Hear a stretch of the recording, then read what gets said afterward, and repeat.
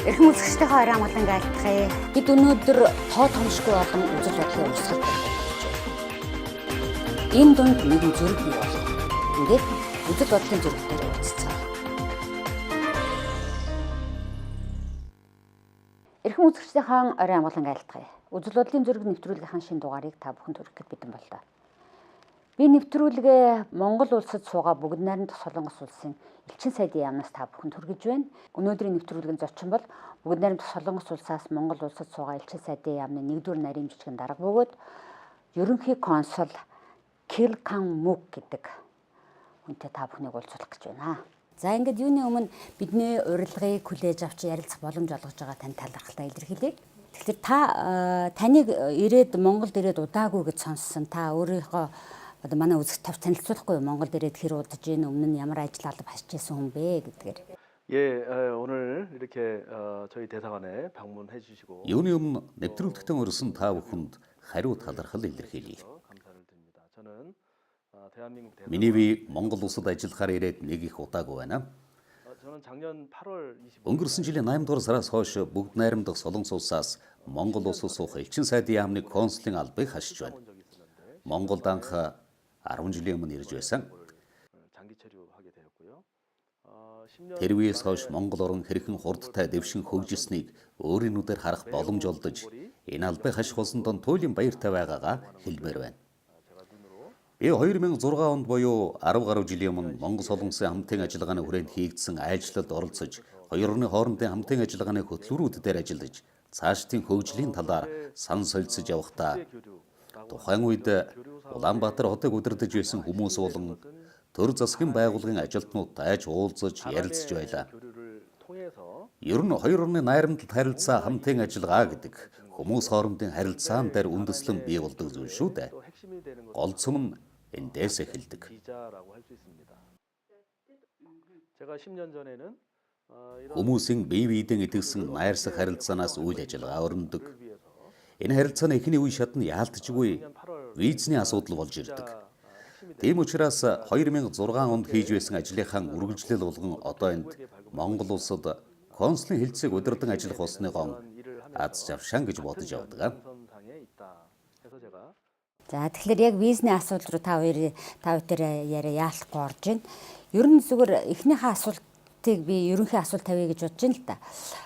Ер нь Солонгос руу виз хүсэгчдийн тоо жилээр нь багцлаад гарах юм бол ямар шүү байдгийг. Энэ дотор нь задлах юм бол одоо аялах, суралцах, эмнэлгийн үйлчилгээ авах, ажиллах гэдэг ингээд эднэр нь дунд нь багцлуул ямар шүү харьцаа гарч ирд юм бол. 예. Өнгөрсөн 2017 он нийт 135 мянган хүн бүгд найрамдах Солонгос улсад зорчих виз хүссэн байна. Энэ тоог 2016 оныхтой харьцуулахад 2 дахин өссөн харагдаж байна. 2016 онд нийт 67 мянган иргэн виз хүссэн гэсэн тоо байна. Цаашлаад оноор нь харах юм бол 2015 онд 50 мянга орчим, 2014 онд 33 мянган хүн виз хүсч байжээ. Энэ хүмүүсийн 90-с дээш хувь нь аялал жуулчлалын буюу C3-ийн 9 ангиллын виз хүсэгчд байсан байна. Үлдсэн 10% нь гэр бүлийн, оюутны, бизнесийн, эмнэлгийн үйлчилгээ авах хүсэлд эзэлж байна. Үнэхээр энэ тоо бол айхтар том нэмэгдэж байгаа юм байна. Тэгэхдээ одоо яг тэнд очиод Солонгос улсад ажиллаж амьдарч байгаа хүмүүсийн албан ёсны бус тоог л манай хэвлэл мэдээллийн хэрэгсэл ярьдаг. Яагаад ч юм. Ер нь танд тийм тоо байгаа юу? 예. 조금 전에 Өнөөгийн байдлаар бүгд найрамдах Солонгос улсад 48 мянган Монгол улсын харьяат иргэн оршин сууж байгаагаас 13 мянган хүн хууль бусаар оршин сууж байна. Тэгтэл хууль бусаар оршин суугчдын энэ тоо зөвхөн 2016 оноос 17 оны хооронд 130% өссөн байгаа юм. Энэ тооны өсөлтөд шалтгаалan Монгол улс өнөөдөр бүгд найрамдах Солонгос улсад хууль бус оршин суугчдын тоогоор хятадын дараа 2 дугаар байранд орлоо. Виз хүсэгчийн тоо 2016 оноос 2 дахин өссөн гэж би дээр хэлсэн. Тэгэхээр хууль бусаар оршин суугчдын тоо энэс шууд хамааралтайгаар өсөж байгааг харж болно. Өнөөдөр бүгд найрамдах Солонгос улсад нийт 2 сая орчим гадаадын иргэн оршин сууж байгаагаас бүгд найрамдах Хятад ард улс 1-р орж, Монгол улс энэ жагсаалтын 8 дугаарт бичигдэж байна. 3 саяхан хүнтэй байж ч үү тийм ээ. Харин тийм ээ. 예, 그렇습니다. Тэр солонгосын визийг авсан л бол паспортн дээр виз даруулсан л бол хэлээр гарчхал юм бол миний хаана юу хийж яваа нь ер нь мэдэхгүй дээ гэсэн бодол монголчуудад байдаг. Тэгэхээр та бол сая 48 мянга гэд баталгаатай тоог хэлээд тэрнээс хэдэн хувь нь одоо хууль бусаар амьдарч байгааг бас хэлчихлээ шүү дээ. Тэгэхээр 17 онд бол Монголын 38 мянга гаруй иргэн солонгост байна гэж хэлсэн. Тэгэхээр энэ таны ярианаас ингээд харахад хинч намайг хаанч юу ч хийгээд явж байхад мэдэхгүй хуулийг зөрчихгүй бол гэж бодож болохгүй байх нэ дээ. 좋은 Сонирхолтой асуулт байна. Би өнөөдөр тантай ярилцахдаа энэ хоёр номыг зориуд авчирлаа. Үнэн дээр бол яг ном биш л дээ. Энэ бол бүгд найрамдах Солонгос улсын цагаачлалын хуулийн хамгийн сүүлийн шинжилсэн хэвлэлээр гарсан хувилбар байгаа юм. Яагаад энийг би авчирсан бэ гэвэл бүгд найрамдах Солонгос улс нь өөрийн нутаг дэвсгэрт оршин сууж байгаа гадаад иргэдийн тоон үзүүлэлтэд шалтгаалan цагаачлалын орнуудын эгнээнд дэлсэж цагаачлалын асуудлыг төр засгийн хэмжээнд бодлого болон хууль дүрм журмын хүрээнд зохицуулж байгааг тайлбарлах зорилготой байсан юм.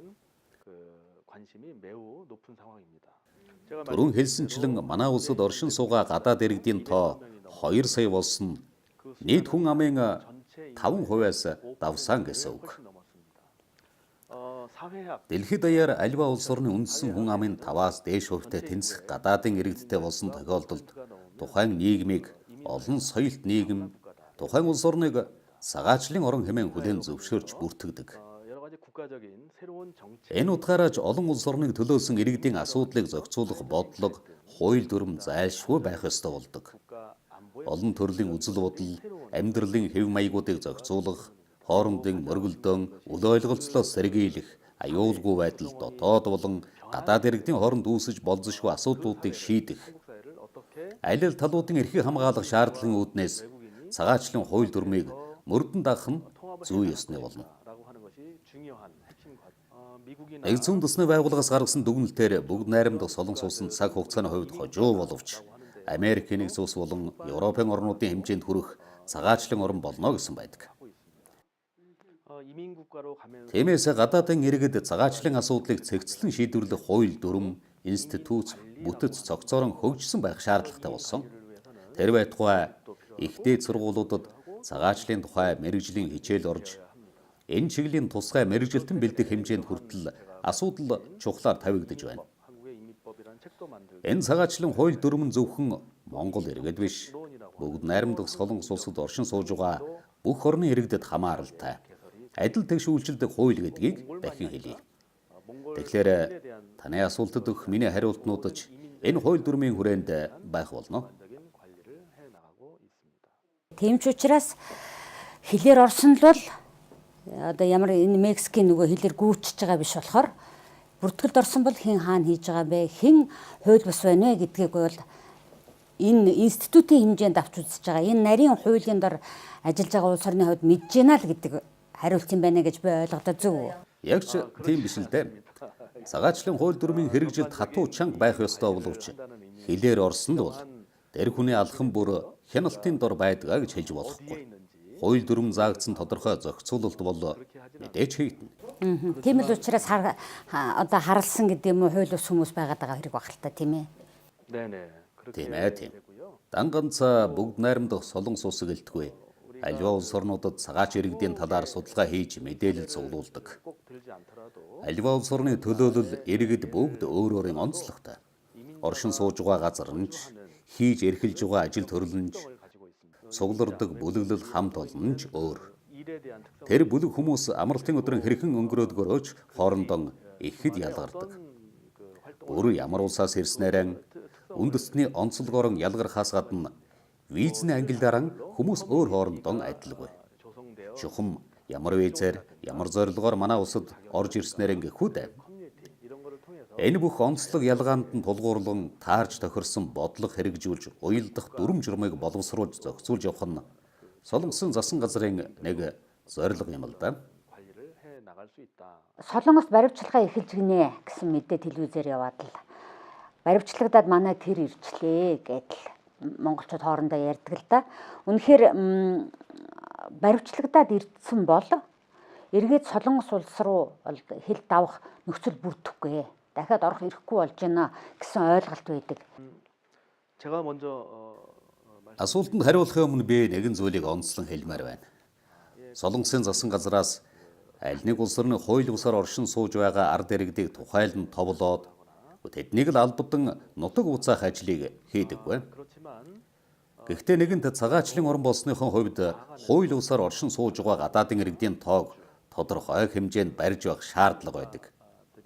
Нийгмийн амьдралд гарч болзошгүй сөрөг үзэгдлүүд, ялангуяа дотоод, гадаад, иргэд хоорондын зөрчил, хувьчлан харьцуулдаг тэнцвэрт байдал алдагдахаас сэргийлэн хууль бус оршин суугчдын тоог хязгаарлах шаардлага заавал байдгаа гэсэн үг. Зөвхөн дотоодын иргэд төдөөгүй хууль ёсны дагуу оршин сууж байгаа бусад орны иргэдийн аюулгүй байдлыг сахин хамгаалах, гэмт хэрэгээс урьдчилан сэргийлэх, хууль бус оршин суух явдлыг өөгшүүлэхгүй байх үүднээс баривчилгаа нэртэй арга хэмжээг зайлшгүй хийх шаардлага байдаг нь үнэн. Энэ нь эцэстэн хууль бус оршин суугчдын тоог багасгах, хууль ёсны дагуу оршин суугчдын тоог дэмжин нэмэгдүүлэх бодлогод үйлчилдэг юм. 불법 체류라고 하는 그 Хууль бусаар оршин суугч гэдэг нь өөрт олгогдсон визний ангиллаар зөвшөөрөгдсөн хугацаа хэтрүүлсэн хүмүүсээ хэлдэг. Энэ нь хуулийн заалтыг зөрчсөн гэсэн үг. 한국으로 Хууль зөрчил хүн хариуцлага хүлээдэг. 기간에 Байх ёстой хугацааг хэдийн хугацаагаар хэтрүүлсэн байна. Тэрнээс шалтгаалan тухайн хүнд оногдох хариуцлагын хэмжээг тогтоодог. Удах тусам хариуцлага хатуу болж ирнэ гэсэн үг. 그리고 또 한 가지 Хуулиар зөвшөөрсөн хугацаа хэтрүүлэхээс гадна оршин суух хугацаанд бусад төрлийн хууль дүрм зөрчилсөн эсэх нь энд бас шууд нөлөөлнө. Захиргааны хууль, эрүүгийн хууль, иргэний хууль, зам тээврийн хууль зөрчилсөн байдал эргээд хариуцлага ногдуулахад нөлөөлдөг. 모든 그 외국인 Зөвхөн Монгол гэлтгүй Солонгос улсад оршин суудаг бүх улс орны төлөөллүүлсэн гадаадын иргэд мэдэх ёстой зүйл юу вэ гэвэл юуны өмнө ямар зорилгоор зорчих гэж ямар английн виз авсан түүнд айл тохирсон үйл ажиллагааг л хийх хэрэгтэй. Ингэхдээ хугацаа хэтрүүлэхгүй байх нь маш чухал. Дараа нь зөвхөн цагаачлын хууль бус Солонгосын бүх хууль дүрмийг хүндэтгэн мөрдөж зөрчихгүй байгаасай. Ганц манай улс төдөөгүй бүх улс орон хууль дүрмэн зөрчихгүй байхыг хүсдэг, шаарддаг. 장비를 보고 눈앞에 잠시 Шинэ улс оронд очихдон аялагта зорилгоо нарийн тодорхойлох хэрэгтэй. Ингэхдээ зөвхөн ойрын 2-оос 3 сарын орлого, ажил, ашигыг бодлогогүй, холын ирээдүй, амьдралд нь ирж болох ондоо олон боломжуудыг тооцоолон зөв алхам хийгээсэй л гэж хүсмээр байдаг юм да. 생각을 했으면 좋겠다. Баривчилгаа гэсэн шиг бас нэг асуулт байна л да. За одоо өршөөлөө хууль гарсан Солонгост. Тэгээ тэр энэ өршөөлөө хуулийн хугацаан дотор ингээд нутаг орон руугаа буцаад харалцсан хүмүүсийн хан бол эргээд орж ирэх хэрхэн нэгднэ гэдэг ийм бас яриах байдаг. Тэр хэр үндсэлтэй юм нэгдүгээрт хоёрдугаарт яг ийм байдлаар манай иргэд одоо хэр их нутаг орон руугаа буцадгийн дараа нь тэднэрт бас хэрхэн нээлттэй байдаг юм уу? Энэ процесс одоо ч гэсэн явагддаггүй. 불법 체류 중에 단속이 Хууль бусаар оршин сууж байгаад нутаг бутсан иргэдийг хоёр ангилж болно. 송환되는 이런 Эхний нэг хэсэг нь хилээр албадан гаргасан иргэд. Нөгөө нэг хэсэг нь сайн дураар хилээр гарсан иргэд гэж байдаг. Тэгэхээр монголчуудын дунд өршөөлийн гэдэг тодотголт яригддаг асуудал бол ийм юм. 공지를 하고 Манай улсаас хууль бус оршин суугчдад зориулсан сайн дураар нутаг буцах хугацаа гэдгийг зарлаад тэр хугацаанд нутаг буцсан хүмүүст дараа дахин Солонгос улсад зорчиход хориг тавихгүй байх зарчмыг баримталдаг. Гэхдээ энд хоёр байр суурь байдаг. Эхнийх нь хууль бус оршин суугчийн байр суурь. 불법 체류한 Тэр хүн ингэж бодно. За одоо би ингээд сайн дураар нутаг буцсан чи эргээд ирвэл намайг хилээр оруулах болов уу гэсэн асуулт. 간다면 Энэ нь би Солонгосын засан газарт итгэж болох уу гэсэн асуултыг агуулж байгаа гэсэн үг шүү дээ. Хоёр дахь нь гадаад орнуудад ажиллаж байгаа консулын албаны ажилтнуудын байр суурь. Тэр хүн ингэж бодно. Би энэ үнд виз олгочихтол ахаад хугацаа хэтрүүлэн хууль бусаар амьдрах юм биш байгаа. Нэг удаа манай хуулийг зөрчсөн хүнд би ахин итгэж болох уу? Надад энэс үүдэн ямар хариуцлага оногдох вүлээ гэсэн асуулт. Ард нь хариуцлага. Консул гэдэг хүн нэгдүгээрт хуулийн хариуцлага хүлээдэг. Хоёрдугаарт төрийн албан хаагчийн хувьд давхар бас хариуцлага хүлээдэг. Тэгтэл ахины хүнд хууль бусаар орших боломжийг олгочихдог. Эрсдэл түүний шийдвэрийн ард байдаг. Тэгэхээр өршөөлийн хугацааны бодлогод оролцогч талуудын байр сууриас бодоод үзэхэд энэ бол асар том итгэлцэлд айр тогтсон тэргээрэн олон асуулт эргэлзээ дагуулсан асуудал хэвээр байгаа нь үнэн. Би одоогийн энэ ажилдаа томилогдохоос өмнө Солонгосын гадаад хэргийн асуудал хариуцсан байгууллагын бодлого зохицуулалтын хэлтсийн дараагаар ажиллаж байлаа. Тэр албыг хашж байхдаа өршөөлийн хугацаа гэх арга хэмжээг илүү бодит үр дүнтэй болгохыг, иргэдэд зөв ойлгуулж хамтарч ажиллахыг гадаад орнуудад сууж байгаа консулын албаддаа үүрэг болгож байсан хүн л дээ. Нэг ёсондоо сайн дураар нутаг утсан иргэдийг ахин Солонгос зорчих асуудалд уян хатан хандаж, итгэлцлийг бодитоор хэрэгжүүлж эхлэх уриалга гаргаж байсан юм. Ийм болохоор өнгөрсөн жилээс буюу миний бие энд консулын хэлтсийг хариуцаж эхэлсэн үеэс хойш Монголын иргэд ахин зорчих виз авсан гэдгийг батлан дурдмаар байна. Тэгвэл тэгээд дахиад нөгөө нэг итгэлийн асуудал шүү дээ. Эргээд орж ирсэн хугацаанд. Визний хугацаанаас шалтгаалan буцаж ирсэн ирээгүй гэж ангилах ёстой. Богино хугацааны визтэй зорчсон хүмүүс сайн яваад зорьсон ажлаа амжуулаад буцаад ирсэн гэсэн мэдээллүүд байгаа. Урт хугацааны виз авсан иргэд визнийхэн хүрээнд үргэлжлүүлэн амьдарч байгаа. Мэдээж хугацаанд буцаж ирээгүй хүмүүс байгаа. Энэ нь түрүүний миний хэлсэн итгэлцлийн асуудал учраас ямар нэгэн дүгнэлт хийх боломжгүй юм. Энэ үйлдэлээр нь тэд дахин хязээж Солонгосын засгийн газрын Солонгосын нийгмийн итгэлийг хүлээж чадахгүй болж байгаа нь харамсалтай. Дөнгөж саяхан Монголын маш олон иргэн өмнөд Солонгост болсон өвлийн олимпийг үзэхээр явлаа л да. Гэтэл дөнгөж сая яриа сонсож яхна за явсан улсуудын маань ерөөсө талаас илүү хувь нь буцаж ирээгүй байгаа шүү гэсэн яриа бас чигтэлтчихэл юм. Энэ хэр үнэлэлтэй мэдвэ? 조금 전에 제가 장기 체류 Пенчон олимп энэ оны 2 дугаар сарын сүүлээр болсныг та бүхэн мэдэж байгаа. Олимп үзэх зорилготой хүмүүс 2 сарын дундуур Солонгосыг зорьсон. Тэдний виз мөн л богино хугацааны буюу 90 хоногийн хугацаатай байгаа. Тэгэхээр олимпиа үзээд шууд ирсэн хүмүүс байгаа ч явсан далимдан ондоо ажил амжуулж өөр хотуудаар аялж яваа хүмүүс ч байгаа байх. Энэ хүмүүсийн визний хугацаа ирэх 5 дугаар сарын дунд үед дуусгар болно.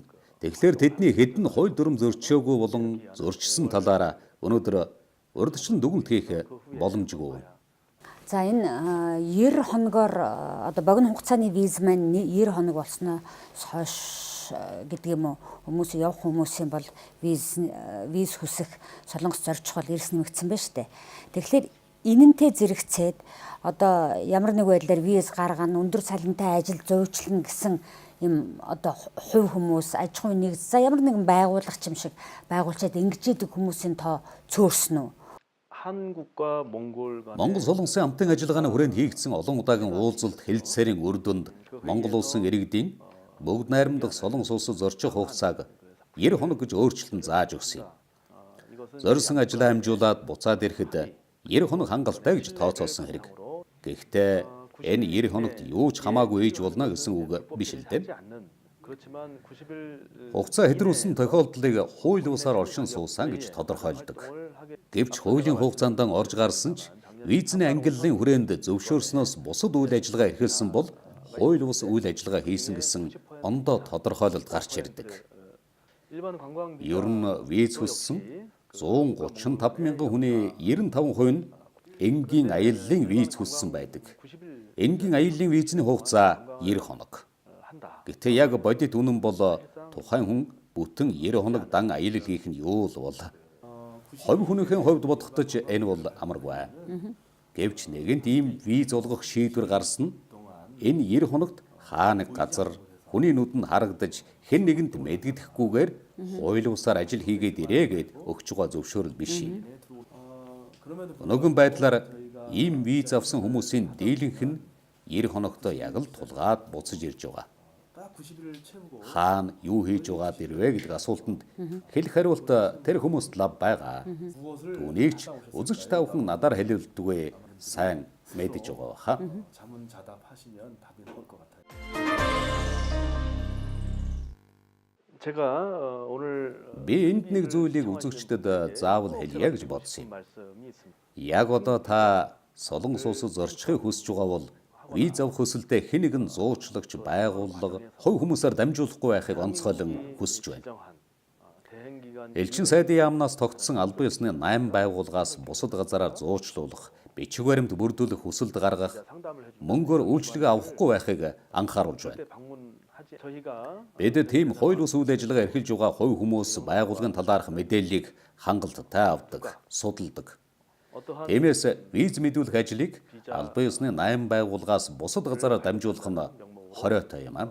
돈을 한국 Хамгийн гол нь Солонгос зорчих виз нь хэн нэгний гуйлга, арын хаалга, танил талаар хөөцөлдөөд 금전적인 мөн хэн нэгний хүчин чармаалтаар авч болдог эсвэл авч болдоггүй зүйл биш ээ гэдгийг албан ёсоор мэдэгдэж байна.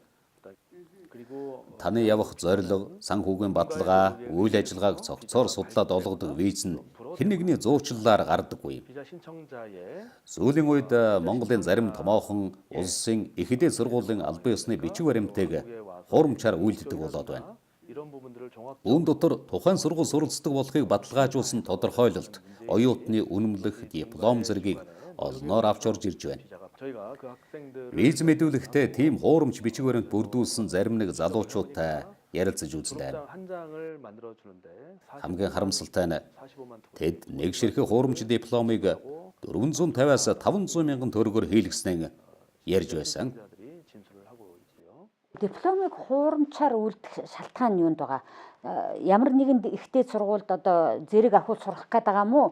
Эсвэл ерөөсөө зорчих гэж байгаа хүн тэр дипломаа ямар мэдлэг мэрэгжилтэй боловсролтойгоо харуулах шаардлагатай байгаа юм уу?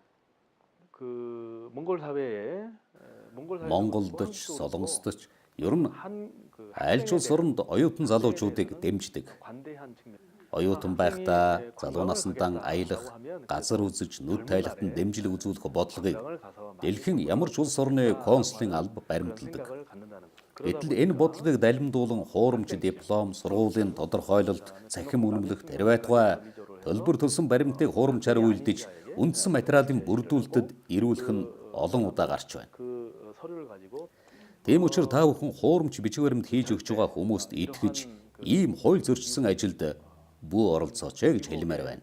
몽골 국민들께서 현혹되지 Энэ бүх үйл явцаас тэдл хэдэн төгрөгийн ашиг олно гэхээс та өөрөө мөнгө санхүүгээр зогсохгүй сэтгэл санааны хохирол амсна. 도 잃게 되고 Бас танаас болоод таны төрөл садан ойр дотныхын чинь цаашид виз авч чадахгүй бол харамсалтай үр дагавартай нүүр тулна. 그 가족 내에 이런 분란이 Бид маш нарийн судалгаа хийдэг учраас хуурамчаар үйлдэлсэн бүгдийг илрүүлэх бүрэн боломжтой.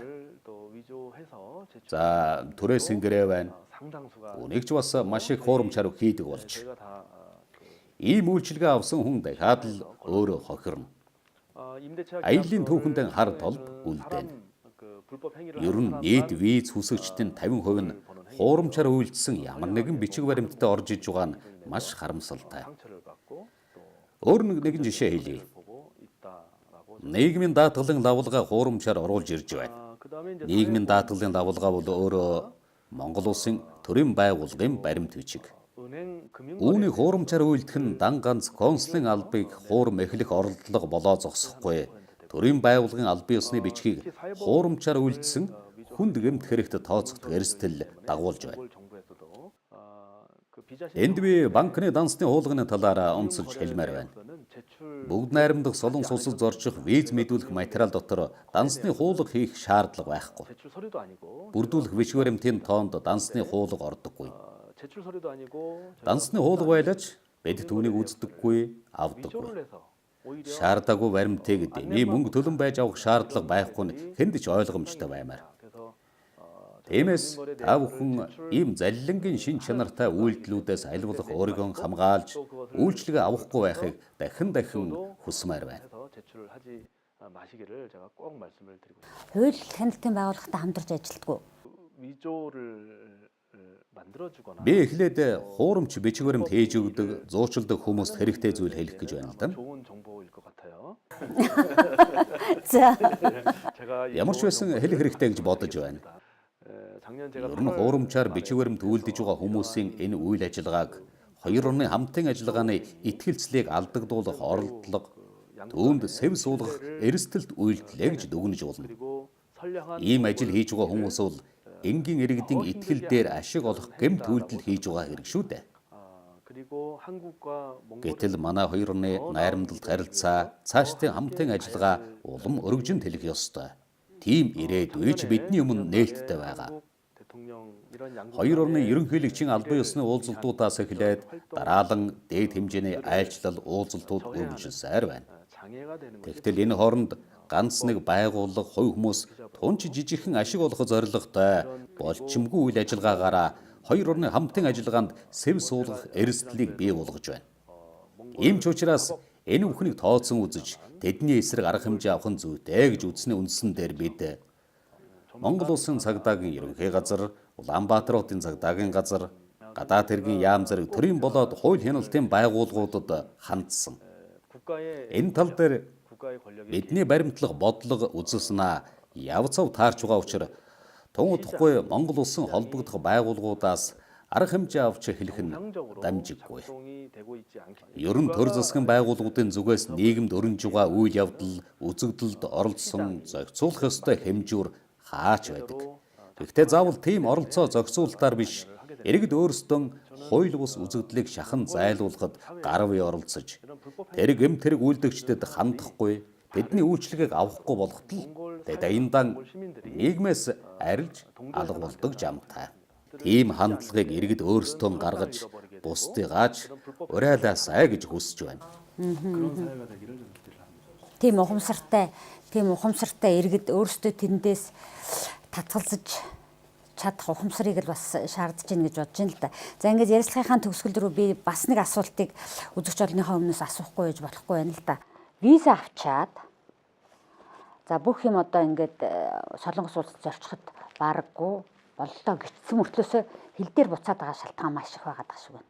Одоо ийм брокеруудын гараар ороод ямар нэг байдлаар виз авчаад байна уу? Энийг бас хүмүүс бас нэлээд сайн мэдэх ёстой юм шиг санагдаад байна. 네. Та маш чухал асуудал хөндлөө. Энд бас тайлбар хэрэгтэй байх л да. 좋은 질문을 해주셨습니다. Хэлийн шалган нэвтрүүлэх үйл ажиллагаа гэж байдаг. 심사 Бүх улс оронд энэ ажиллагааг өөрсдийн хууль дүрмийн дагуу мөрддөг. 정부도 몽골 Нөгөөх нь виз олгох үйл ажиллагаа гэж байна. 첫 번째 Энэ бол аль нэг улс оронд зорчих хүсэлтийг консулын алба хүлээж аваад хүсэлтийг шалган хариу өгөх үйл явц юм. 심사가 비자 심사를 합니다. Одоо өөрөө чинь хийж үзэх ажил байна шүү дээ, тийм үү?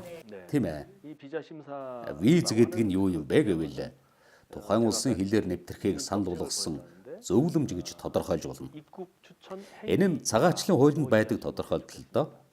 특정 Тухайн оронд нэвтрэхийг зорьсон зорилгыг илэрхийлсэн тодорхойлолт гэж хэлж болно. 입국 심사 Нэгэнт виз буюу энэ зөвлөмж тодорхойлолтыг авсан зорчигч тухайн улсын хэлээр нэвтрэхдээ үүнийг хэлийн шалган нэвтрүүлэх албаар шалгуулдаг. Шалгалт хийсэн алба нь тэр хүнийг харин хэлээр нэвтрүүлэх хэсгээ шийддэг. 단기간 한국에 가서 Шалгалтын явцад олон зүйл илэрдэг. Жишээ нь виз хүсэгтээ мэдүүлж байсан аяллаа зорилго, бодит байдал хоёр илт зөрдөг тохиолдол их байна. 90일 이상 1년 90 хоногийн аяллаа визтэй хүн хэл дээр шалгуулж л дээ. 말을 한다면 Тэгтэл тэр хүн ачаанда бүтэн жил уух эмээ аваад ирсэн байж. 약을 드시는 분이 Тэгэхээр энэ хүн 90 хоног биш бүтэн жил байх зорилготой болж байгаа байж. 있겠다는 의미가 되겠죠. Тэр хүнд олгосон визний ангилал түүний үйлдэлээс зөрсөн тул 그런 경우 түүнийг хэл дээрээс буцаахаас өөр аргагүй болно гэсэн. 말씀드린 것은 Энэ бол бодит жишээ. 제가 말씀드린 겁니다. Таны яриг сонсож байхад бол ер нь бол бидэнд өөрсдөнд нь мэдэх ёстой. Тэр виз авахар хэн нэгэнд хандахтаа ч юм уу эсвэл бүр хилиндээ салахтаа ч юм уу Солонгост очиод ажиллаж амьдрна уу эсвэл ямар ч үсэн тэр улсад зорчихдоо мэдэх ёстой юм асар их байна л да. Тэгэхээр энэ мэдээллийг одоо бид нар чухам хаанаас өөрсдөө хайж болов зүйтэй вэ гэдэг дээр та бас саналаа хуваалцахгүй юу? 제가 이제 첫 번째 За би товчхон хариулахыг хичээе. 대사관에서는 манай улсад зорчих хүсэлтэд иргэдэд визний үйлчилгээ үзүүлэх албан ёсны зөвшөөрөлтэй төлөөлөн үйлчлэх 8 байгууллага өнөөдөр бидэнтэй хамтран ажиллаж байгаа. Энэ 8 байгууллага иргэдийн зорчих, аялах талаар бүх төрлийн зөвлөгөө өгч, мэдээлэлээр хангаж үйлчлэгээ үзүүлэх учиртай.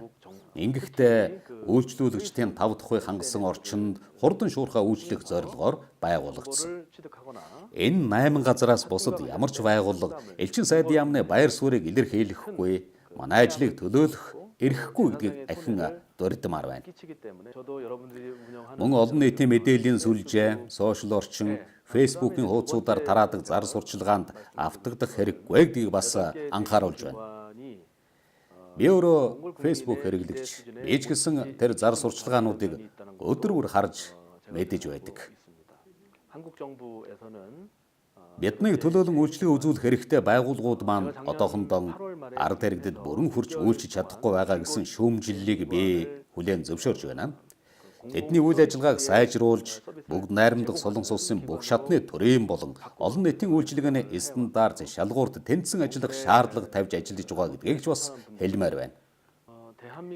Бид виз хүсгэхээс өмнө шаардлагадах үнэн зөв, бодит бүх мэдээллийг ил тод байнгын болгохоос эхлээд материал бүрдүүлэх, виз хүсэх, паспортыг буцааж авах хүртэлх бүх шатны үйлчилгээг нэг доороос авах боломжийг хангах зорилготой ажиллаж байна. Солонгост нийгмийн үйлчилгээний соёлын стандарт байдаг. Энэ стандарт шалгуурын дагуу Монголд үйлчилгээ үзүүлэх ажлыг мөн эхлүүлээд байна. Энэ зорилгодоо одоохондоо гүйцэд хүрээгүй ч ажлаа улам сайжруулахаа амлаж байна. За маш их баярлалаа консулаа. Намайг бас асуугаасаа гэсэн олон асуулт үлдсэн байж таарна. Гэхдээ бидний таны цаг завыг барж нэлээд удаан ярилцлаа. Тун сонирхолтой, бас хариуцлагатай албаны мэдээлэл авсан гэж бодож байна. Тэгээ би төгсгөлд нь юу гэж хэлж байна гэхдээ, юу гэж хэлмээр санагдаж байна гэхдээ зэрэг солонгосууд, монголчууд бид нар бол бие биендээ халуун сэтгэлээр ханддаг хүмүүс. Бие биентэйгээ даанч адилхан гаднаас нь харахад. Тэгэхээр энэ адилхан байгаа маань ямар нэгэн байдлаар хуур зөрчих шалтгаан болохгүй шүү гэдэг тийм сэтгэл та бүхэн ярианы дунд надад үлдлээ шүү дээ. Ингээд танд маш их баярлалаа. Тэгээд дараа бас олон асуудлаар тань шиг ингэж олон мэдээлэл үзэгчд маань хүрнэ баха гэж бодож байна.